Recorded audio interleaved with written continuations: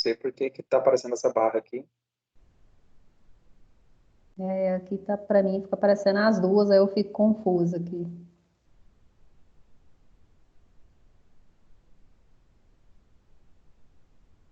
Pessoal, peguem sempre material de anotação, viu? Caso vocês tenham dúvidas, importante anotar. Isso. Então, essa, como nós falamos na quinta-feira, essa vai ser a nossa segunda aula. Nós vamos continuar falando sobre as formas do pensamento humano. Hoje, propriamente, nós vamos entrar na origem da história da filosofia. Como a professora Camila falou agora também, peguem material para anotação. Quando você só escuta ou escuta e vê, a sua memorização ela não é tanta quanto você ter o seu material anotado. Então, faça suas anotações aí. Vamos lá? Então, naquele mesmo combinado, se alguém quiser fazer alguma participação, pode parar a gente pelo áudio e a gente vai conversando. Isso. A estrutura da nossa aula.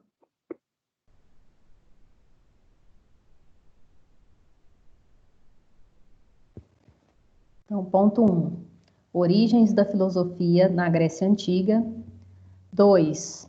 Os mitos e o pensamento filosófico. 3. Os pré-socráticos, o despontar da filosofia ocidental. E 4. A importância da polis. Essa, então, vai ser a estrutura da nossa aula.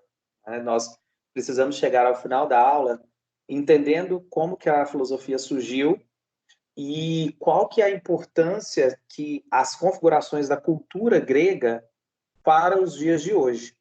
Nós, enquanto brasileiros, goianos, anapolinos, nós somos, além de latino-americanos, nós somos greco-romano, judaico-cristão.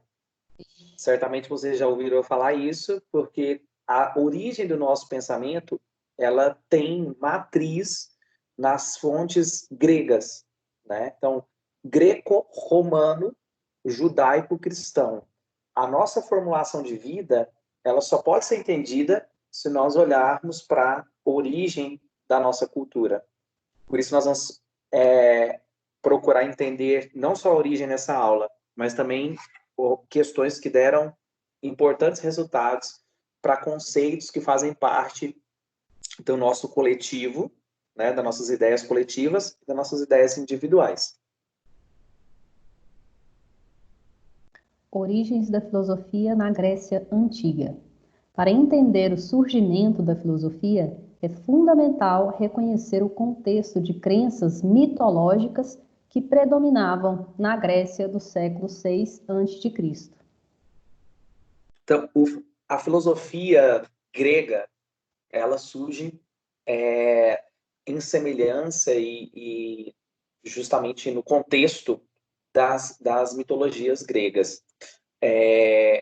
Os gregos eles explicavam coisas como as emoções, a origem de algumas coisas, ou fenômenos da natureza, explicavam isso com a narração de mitos, de heróis, titãs, deuses, semideuses.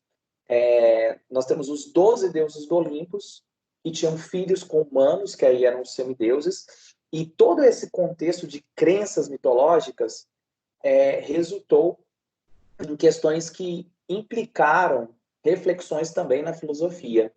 Então, o mito, que hoje nós chamamos de mito, né? Ou seja, uma mentira, né? Nós temos aí a palavra mito muito próxima à mentira, porque deixaram de acreditar.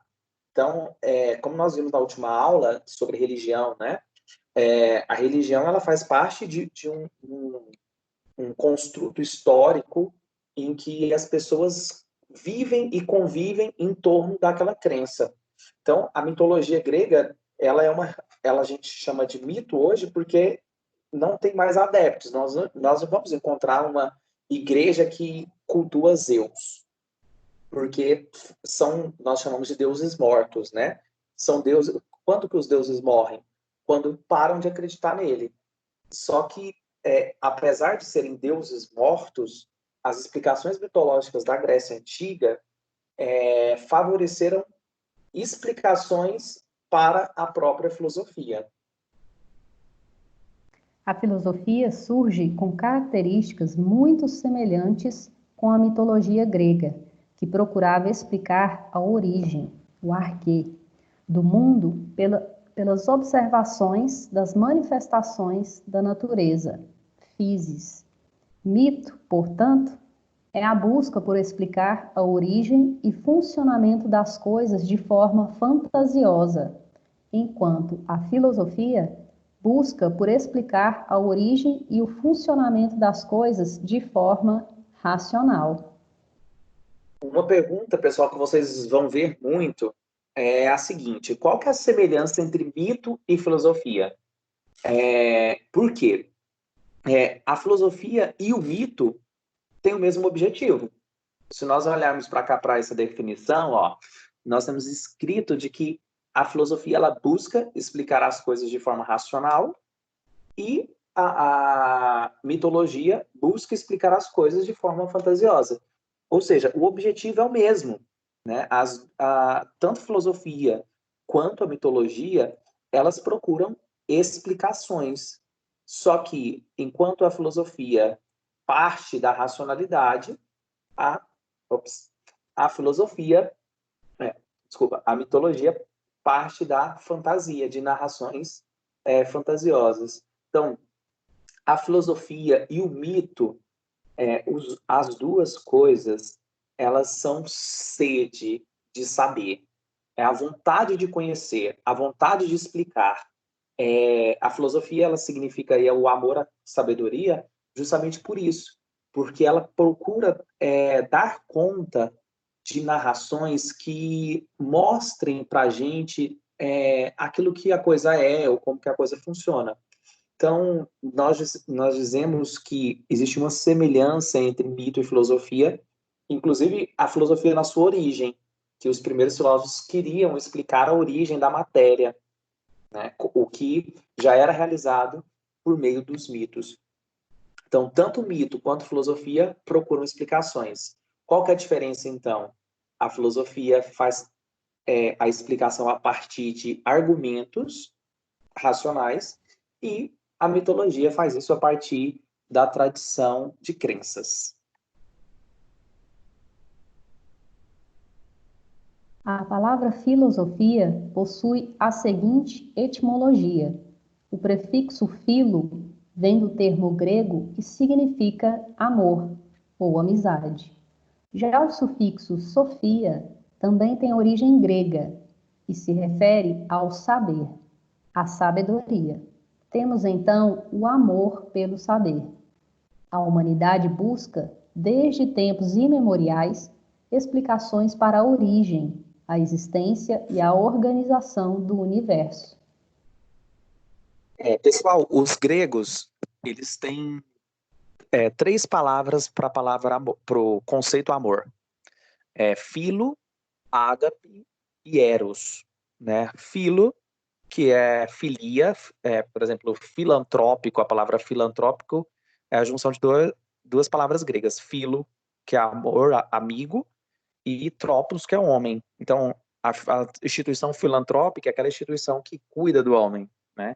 Então, cuida da pessoa humana. Por isso que a palavra filosofia ela vai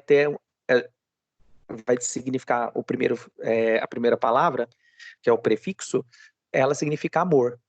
Só que não é um amor, os gregos diferenciam o amor de amigo do amor carnal, né? Que é o eros, o amor erótico. E o ágape, que é um amor incondicional. Então, a palavra filosofia, ela vai ter origem numa palavra amor, que quer dizer intimidade, tá? É uma ideia de intimidade, de relação íntima com a sabedoria.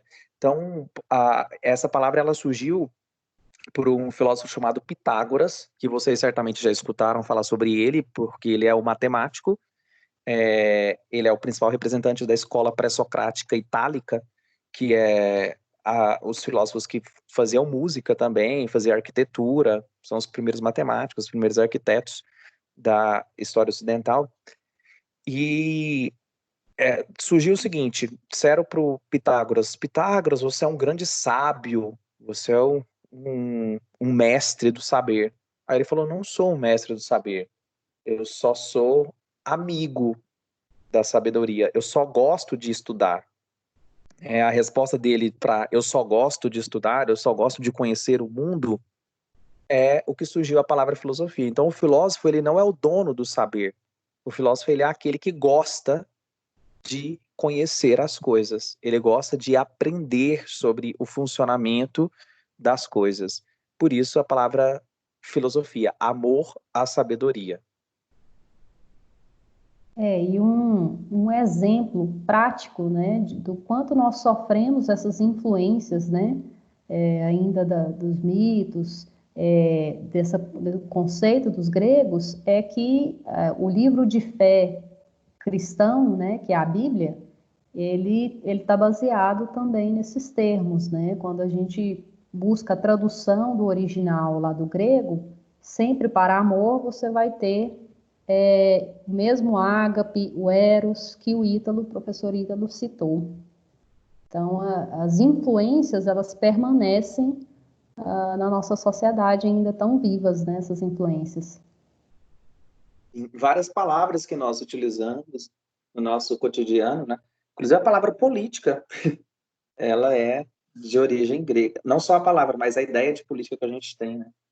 Então, quando você estuda a filosofia grega e as palavras gregas, né? A gente começa a entender o significado de coisas do nosso português, da nossa cultura, né? Nosso berço. Questões elaboradas pela mitologia afetaram não apenas a filosofia, mas criaram conceitos que perduram na nossa maneira de interpretação da realidade até os dias de hoje. Por exemplo, a narração da criação do ser humano e a dualidade corpo versus mente, razão versus emoções, bem versus mal, certo e errado, foi explicada pelas narrações que eram transmitidas de uma geração para outra. Segundo o mito, Prometeu, que é um titã, fez o bonequinho de barro e estava brincando com ele. Zeus, o deus supremo, achou interessante e soprou sobre ele, dando o espírito, a psique, a alma, ao boneco de barro. Opa, apareceu uma. Ao boneco de barro, soma, que é corpo. Pessoal, olha só que legal. Nós hoje explicamos o homem sempre em dualidade. E isso é parte da história que os gregos contavam para explicar o ser humano. Então, o que eles percebiam?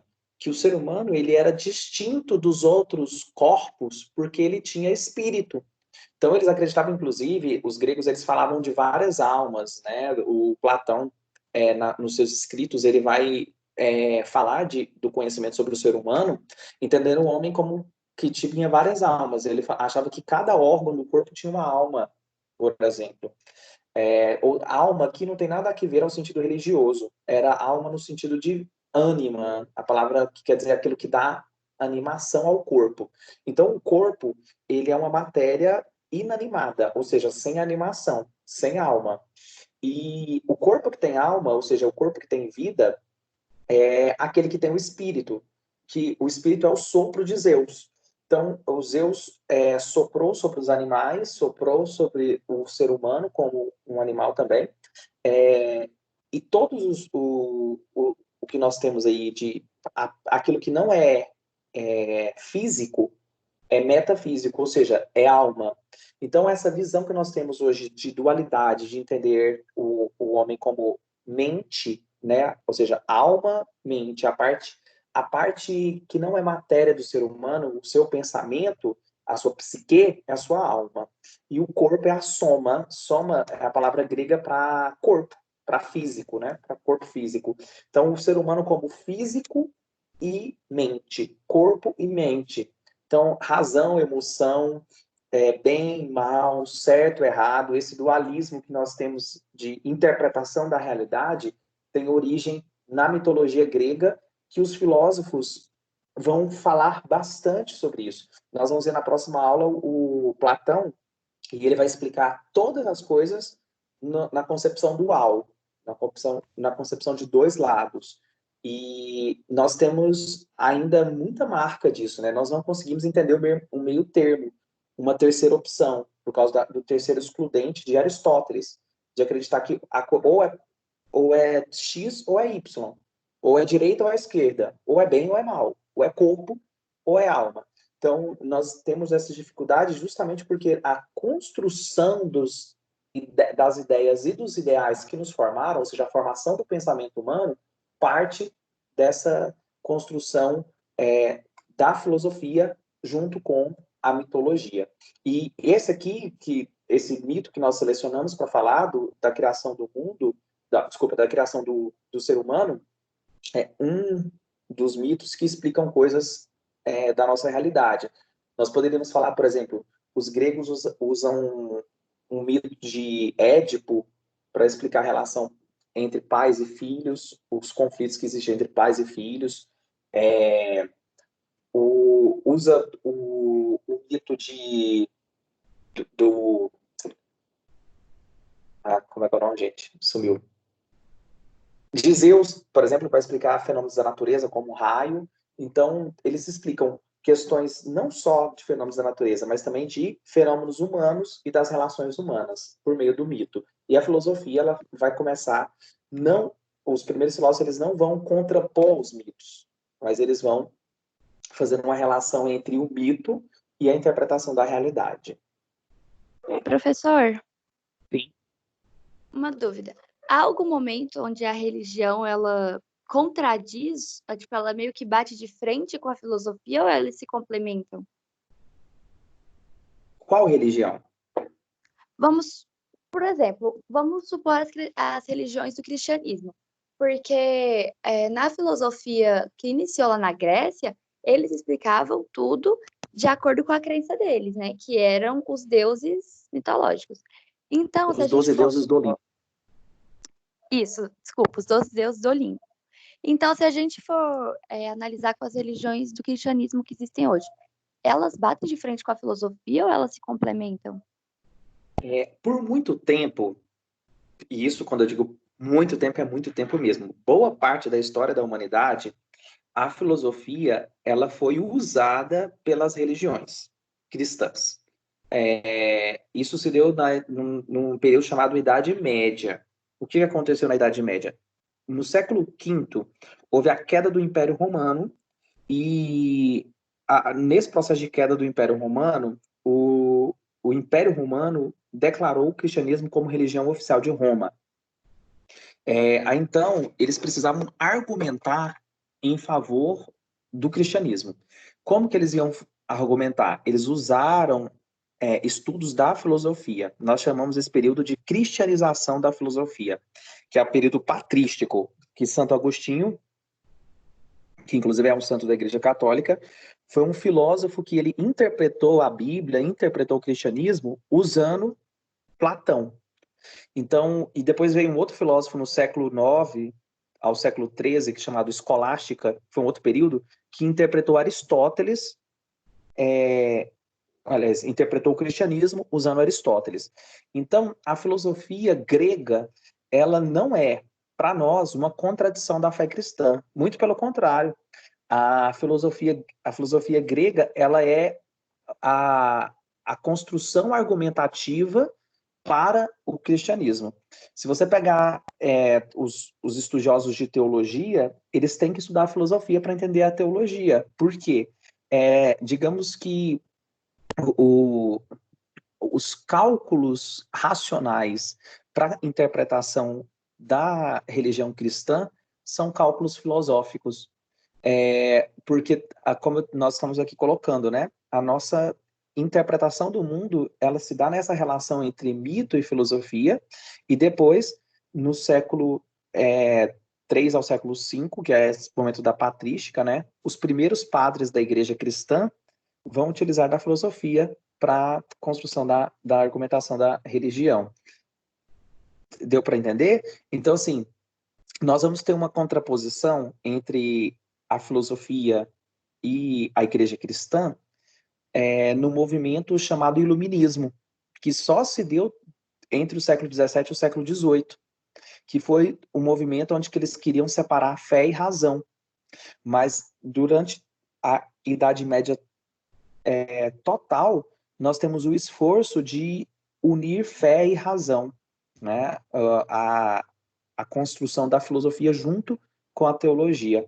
Os filósofos iluministas que vão propor a separação absoluta entre filosofia e religião, dizendo que é preciso separar Estado de igreja, separar fé de razão, e, inclusive, eles são radicais, os filósofos desse período, que eles vão falar, por exemplo, que a sociedade só iria progredir quando a gente afastasse a ciência da religião, porque até então, aquilo que a gente tinha de científico era também uma explicação religiosa. Então, como eu disse, quando eu pergunto, a filosofia ela é oposta à religião, eu preciso saber qual filosofia em qual período, porque por boa parte do tempo da história da humanidade, a filosofia ela foi uma das ferramentas da religião para explicar as coisas.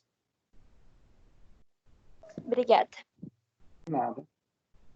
Talvez seja interessante a gente fazer uma distinção aí do que a gente já expôs, né? A filosofia é esse exercício da razão, né? E como todas as ciências, ela tem um início distinto do que nós temos hoje na contemporaneidade, né? Se você pegar aí a antropologia, por exemplo, né? Quando ela surge como exercício científico, né? Ela vai favorecer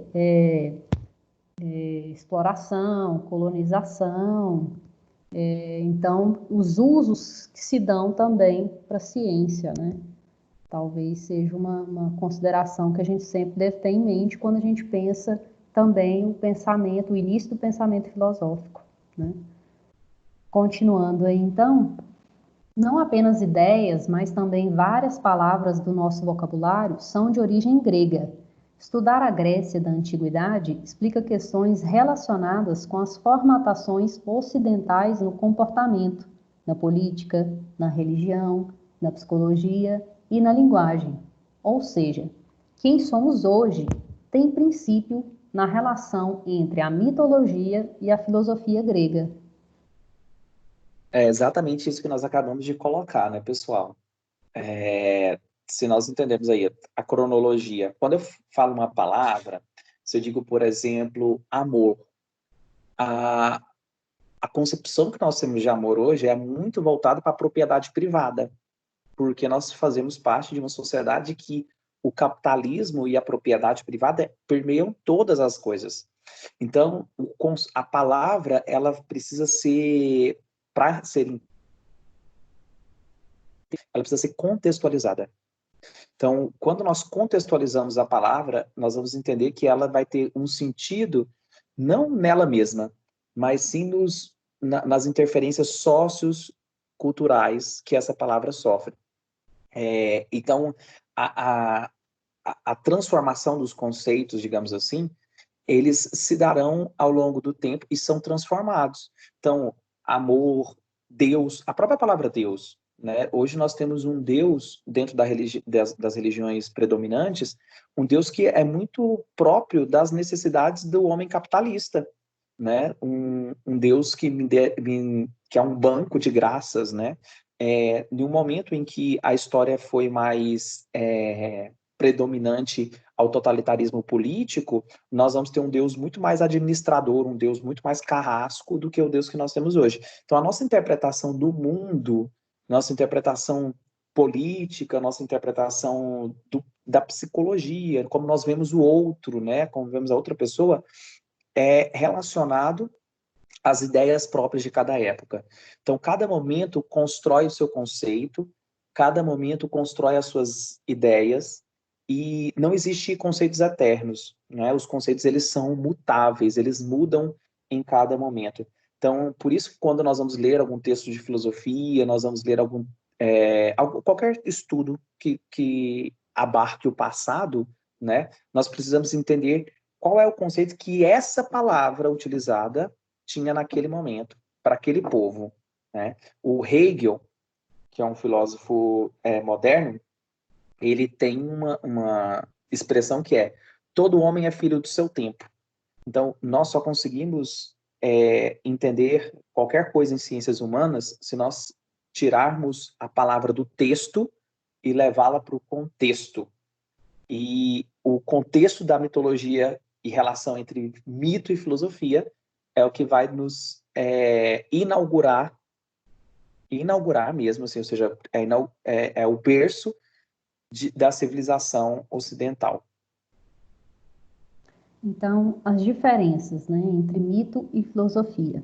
O mito, ele vai buscar explicações através de genealogias, rivalidades ou alianças entre divindades. Uma outra questão é que também não há preocupação com contradições.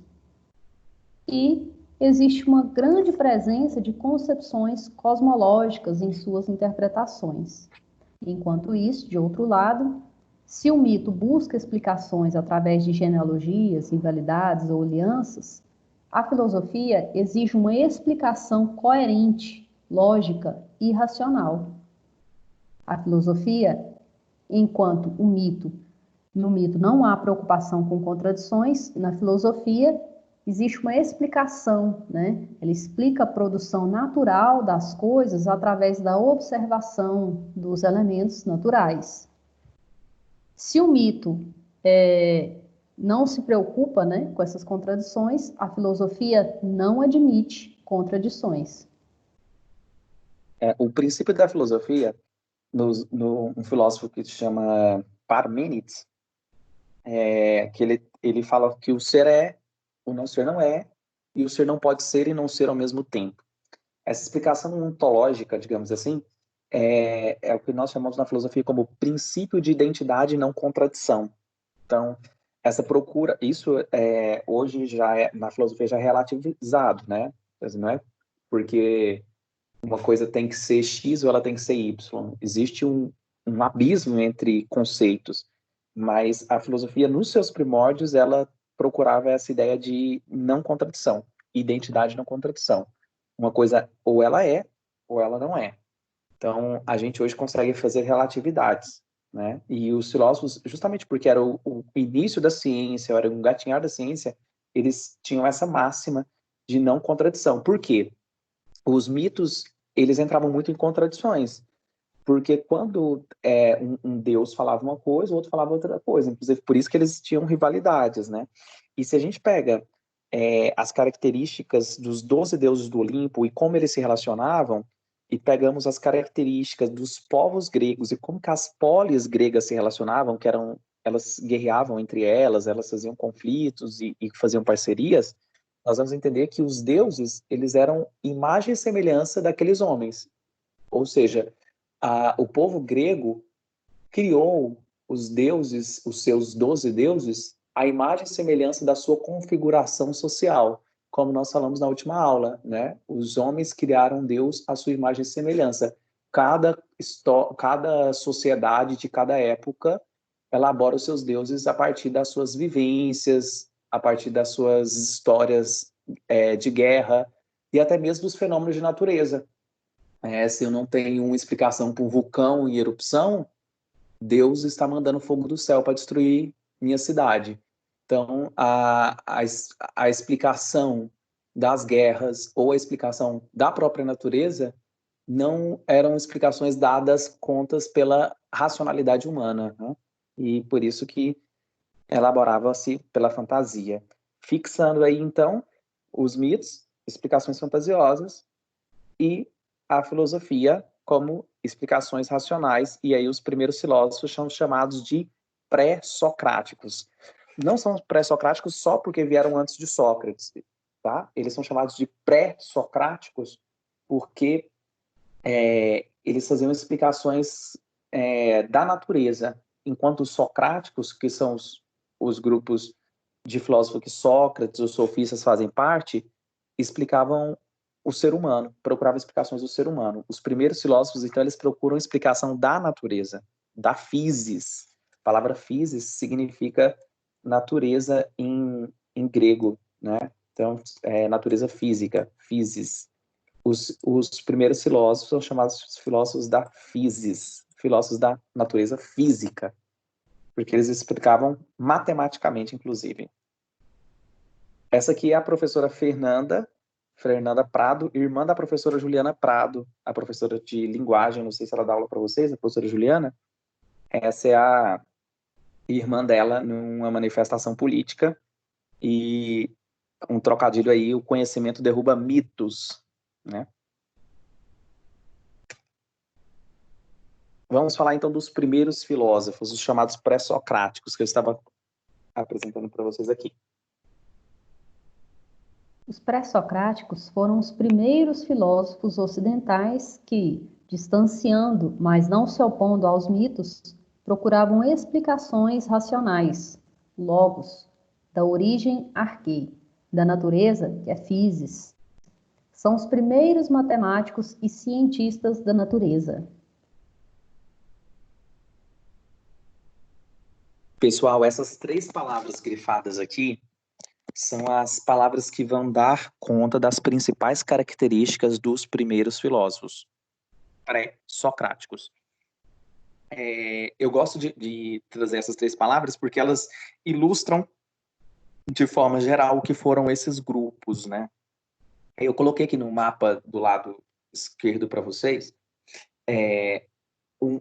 como que se dava a configuração das polis gregas, né? Então, o que era a Grécia Antiga? Vocês perceberem, isso aqui é a Itália atual, né? A Itália contemporânea. Então, nós tínhamos várias polis que era aglomerado de pessoas.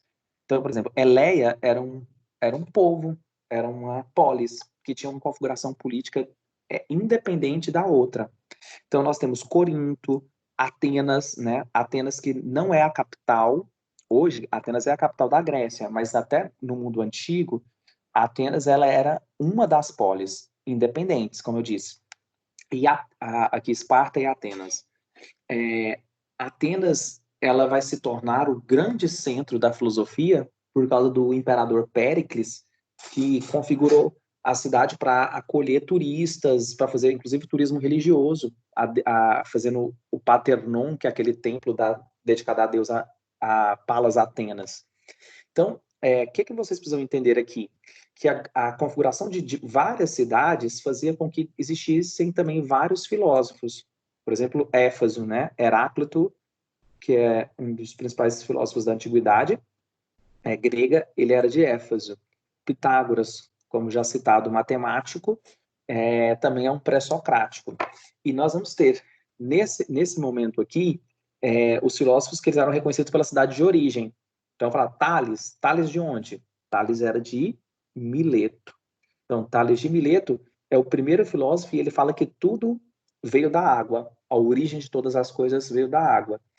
Tales vai ter um discípulo chamado Anaximandro, que fala que a origem de tudo veio do ar. E o Anaxímenes fala que veio de uma matéria indeterminada, que ele chama de apeiron. O que nós temos aqui? Viram que eu usei elementos da natureza, a água, né, o ar. O Demócrito fala que tudo é formado de átomo. Professor. Então, o que nós temos aqui, pessoal? A ideia da natureza. Né? Eles querem explicar a origem da natureza e eles vão observar a própria natureza. Então, os primeiros filósofos eles têm essa característica da physis da natureza e explicar a origem das coisas. E nós temos 2 que eu preciso fixar com vocês aqui, 2 filósofos importantes da Grécia Antiga, que nós vamos usar eles na próxima aula, Parmênides e o Heráclito.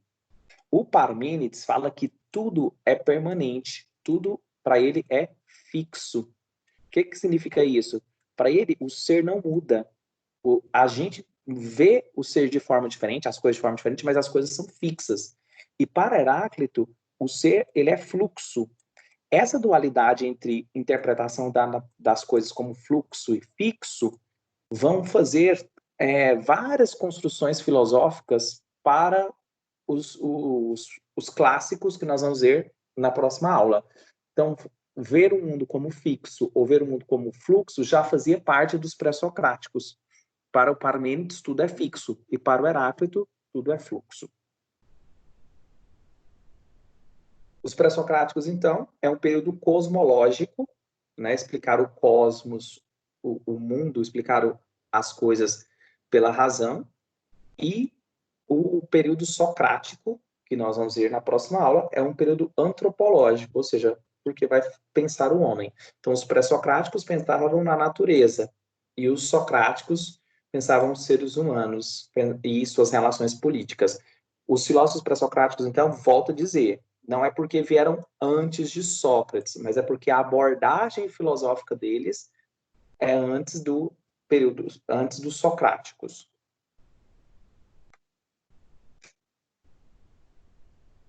A polis era um agrupamento humano na forma de cidade-estado. Contudo, a polis grega evidenciava uma concepção de convívio construída historicamente, reforçando as relações sociais entre seus moradores. Era ali que as pessoas se encontravam, contavam histórias, declamavam poemas, louvavam aos deuses. Foi também nesse espaço que a política grega se desenvolveu como democracia. Pessoal, nós não podemos falar de, como posso dizer, sociologia da Grécia Antiga, porque a sociologia ela é uma ciência que surgiu apenas no século XIX. Mas nós podemos interpretar sociologicamente, olhando de cá para lá, obviamente, a Grécia como a nossa primeira configuração social. Por quê? A relação entre o comércio, a divisão do trabalho social, eram coisas que já realizadas na Grécia. Como nós já falamos, de uma forma distinta ao que nós temos hoje. Mas a construção dessa relação entre os gregos, né, em volta do templo da deusa Palas Atenas, lá em Atenas, elas foram dando forma a coisas ainda hoje permanentes. Por exemplo, a democracia. E aí, quando nós vamos falar da importância da polis, a palavra Nápoles, né, nossa cidade, tem a matriz numa palavra grega, polis. Então, polis era o agrupamento de pessoas na Grécia Antiga. A divisão de militares, artesão, agricultor, os artistas, eram divisões já feitas na Grécia Antiga. Então, a divisão do trabalho e uma sociedade organizada em volta do templo da deusa da sabedoria, da guerra, Palas Atenas. O que eu quero que vocês fixem aqui? A importância que essas primeiras polis elas têm para a gente enquanto nos ensina como viver em cidadania, ou seja, viver dentro de uma cidade, viver nas relações sociais. E aí os gregos eles desenvolveram a chamada democracia, que é uma das maiores heranças que nós temos dos gregos. Como eu disse para vocês, quando eu falo de uma palavra, ela precisa ser contextualizada. A democracia que nós temos hoje, ela tem origem na Grécia Antiga, mas a nossa interpretação e a nossa prática da democracia é totalmente diferente. Então, para entender isso, vamos falar da ágora, que a ágora era o espaço, né, era a praça onde que realizavam-se os debates democráticos. A ágora era o espaço na manifestação da cidadania e da arte grega. Nela procuravam debates democráticos como um caminho político pautado na máxima, primeiro o coletivo e depois o indivíduo, indicando sempre uma separação necessária entre a vida pública e a vida privada. Pessoal, olha só, vamos entender então o que é a democracia para os gregos. A democracia para os gregos é isso. Eu colocar primeiro o interesse coletivo, depois os interesses individuais. Separar o que nós chamamos de vida pública de vida privada. Os gregos, eles têm uma história que conta, né, a expressão dos gregos para a separação da vida pública e da vida privada, é a história de uma mãe que estava aguardando o seu filho voltar de uma batalha. E essa mãe, ela estava ansiosa, esperando o retorno do filho, que era a primeira batalha que o filho tinha ido para defender a cidade. E quando ela viu que o pelotão, né, os militares estavam retornando da batalha, ela correu para encontrar esse pelotão no portal da cidade. E aí o capitão, percebendo que a mãe estava vindo ao encontro deles, ele se avançou e ficou na frente do grupo para encontrar com a mãe. E aí, quando encontra a mãe e o capitão, ela pergunta, e aí? E aí? E aí o capitão diz, olha, infelizmente o seu filho morreu na batalha. Aí ela vai dizer assim, não, eu não estou perguntando do meu filho. Eu estou perguntando, nós vencemos a batalha? Aí ele, vencemos. Ela, tudo bem. Então eu vou comemorar a vitória da cidade junto com todos. A minha dor pela perda do meu filho, eu choro na privacidade do meu quarto. Então, saber separar a vida pública da vida privada. Obviamente, hoje, pensar nesse princípio democrático, né, separação do público e do privado, é complexo e até mesmo contraditório, porque nós temos uma democracia onde que o dinheiro público é aplicado nos interesses privados e a nossa vida que é privada a gente temos publicada nas redes sociais. Então, pensar o conceito de democracia para os gregos, que era um debate que visava o bem comum, o bem coletivo, é muito difícil para nós hoje, porque nós somos formados pelo individualismo do capitalismo, que eu sempre tenho como princípio o meu e depois o outro. E os gregos diziam primeiro o outro, depois o meu. Porque o outro, segundo os gregos, ele me protege. Se eu preocupo com o bem comum, eu tenho a construção da democracia. Um das nossas maiores heranças, deixa eu corrigir, né? Uma das nossas maiores heranças grega é a democracia, porém com diversas modificações ao longo da história ocidental. A democracia direta grega é resultado do debate entre homens livres, homens, porém, que eram maiores de 21 anos, filhos de atenienses. O voto era uma das ferramentas. E temos também a democracia representativa atual em contraste, né, com a democracia direta grega, onde as eleições de representantes para atuação no poder executivo e no poder legislativo. Um princípio é a alternância no poder e fidelidade com a separação entre o público e o privado. São valores conservados nesse formato. Pessoal, eu quero que vocês entendam aqui que, apesar de...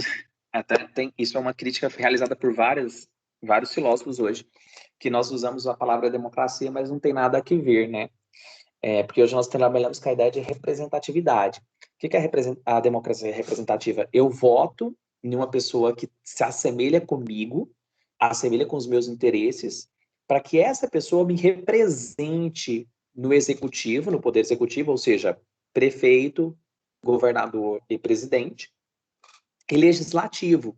Então, o executivo é aquele que executa as leis, o legislativo é aqueles que criam as leis. Então, eu voto para pessoas criarem e para as pessoas executarem as leis, mas a partir da representatividade, ou seja, pessoas que representam os meus interesses diante do coletivo. Nessa lógica, se eu sou, por exemplo, trabalhador, eu deveria votar em trabalhador. Só que o que acontece? Nós temos grande maioria dos representantes que são empresários, sendo que boa parte da população não é empresária.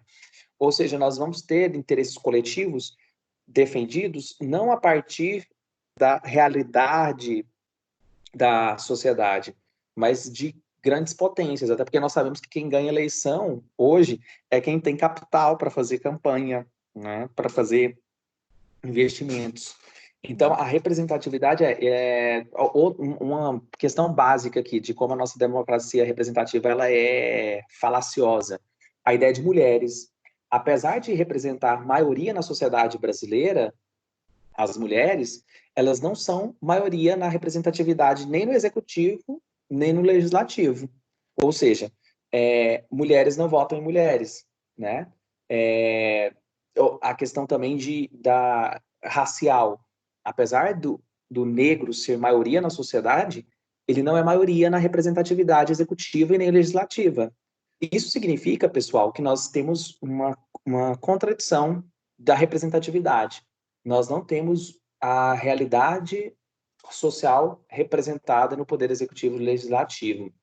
E algo também já apontado é a separação do público e do privado. Nós passamos por uma crise política do Brasil muito grande, né, assistindo várias intervenções no poder e orquestrando o poder, né, para interesses privados. Né? Inclusive, nós estamos hoje com uma denúncia em decorrência aí, o ex-ministro da Segurança acusando o presidente de intervenção na Polícia Federal por interesses privados, né, por investigações aos filhos do presidente e tal. Ou seja, nós temos na nossa história atual algo que os gregos nos ensinou sobre separação do público e do privado, entre interesses coletivos e interesses individuais. Mas quando nós falamos também da democracia grega, nós não podemos esquecer que não eram todos que participavam do debate. A democracia grega ela era aristocrática, né? Alguns homens participavam, homens livres, porque escravos, e geralmente escravo na Grécia era o trabalhador, né? Pessoas que trabalhavam eram escravos, os homens livres eram os que não trabalhavam e eram filhos de pais e mães atenienses maiores de 21 anos. Por que maior de 21 anos? Porque os gregos diziam que para intervenção na política você tem que ter maturidade. E 21 anos significava mais da metade da vida, né? Porque, aliás, é metade da vida. Porque a taxa de mortalidade dos gregos era aí 45 anos, mais ou menos, nesse período. Ou seja, a pessoa que vai dar opinião política, se a gente fosse converter para a nossa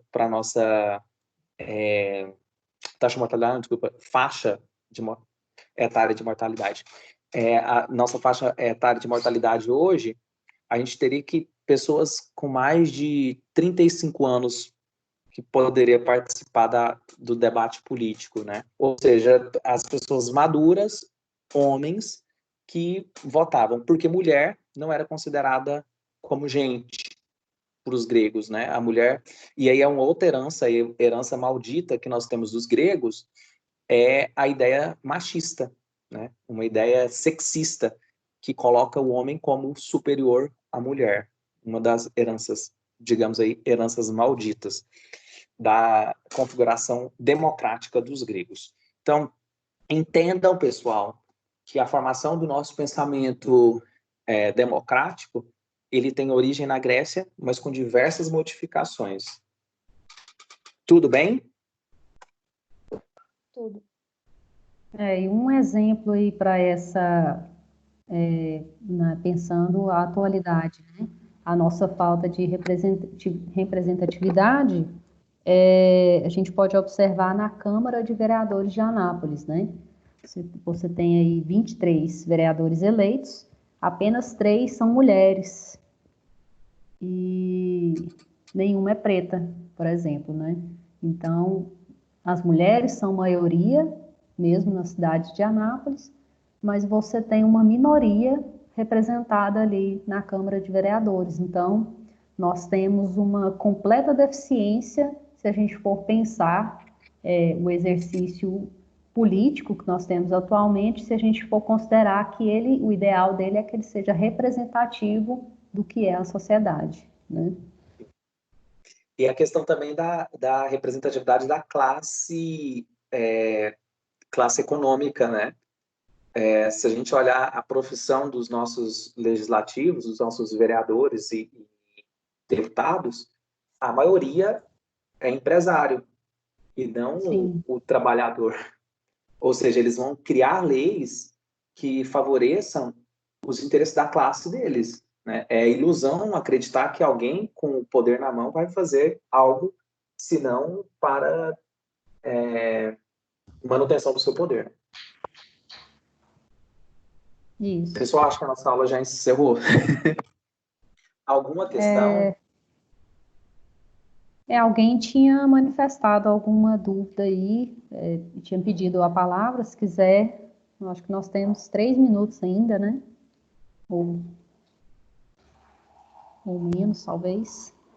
Eu me lembrei de um filme, professor Ítalo, eu gosto sempre de tentar sugerir algum filme, porque é bom para fixar, né? Para a gente visualizar melhor as coisas. Eu me lembrei daquele filme Ágora, Sim, é muito muito bom. bom esse filme. É, Há vários pode filmes falar. que trazem a Grécia Antiga, né? Os 300 de Espartas, falam da relação entre a Guerra do Peloponeso ali. Isso. Então fica aí como sugestão para quem quiser procurar, assistir depois. Depois a gente, na próxima aula, a gente pode comentar. Sim. O Pessoal, alguma Ágora, ele dúvida? fala sobre a Hipátia.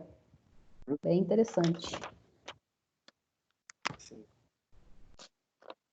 Pessoal, podemos encerrar? Professor, na Grécia, eles ligavam muito para a religião, né? Então, depende de qual período. No período arcaico, eles já começam a afastar das explicações mitológicas. E aí eles não vão ser tão religiosos. E aí, porque assim, a gente tem, como eu falei para vocês, apenas a partir do século XVIII, a separação entre fé e razão. Até então, na Grécia, o conhecimento religioso e o conhecimento filosófico eram a mesma coisa. Ah, sim. Obrigada, professor. Nada. Professor, Pessoal, sim. eu fiquei. A última dúvida que é rapidão, se ninguém quiser mais falar. O senhor tinha falado que os deuses, a gente aceita os deuses, a gente gosta do Deus a partir das nossas necessidades. Então a gente pode dizer que é o surgimento de cada deus de acordo com necessidade de cada época? Com certeza. Nós elaboramos os deuses a partir da nossa experiência com o real. Por exemplo, como eu falei, as cidades gregas elas viviam em guerra. Então, eles criaram deuses que guerreavam entre eles, os 12 deuses, os interesses desses deuses. A expressão mais fidedigna a isso é: os deuses são a imagem e semelhança da nossa época. Pessoal, então nós vamos encerrando. Na próxima aula nós vamos continuar falando dessa origem da filosofia grega e nós vamos trazer para vocês os clássicos, Sócrates, Platão e Aristóteles. Até a próxima aula.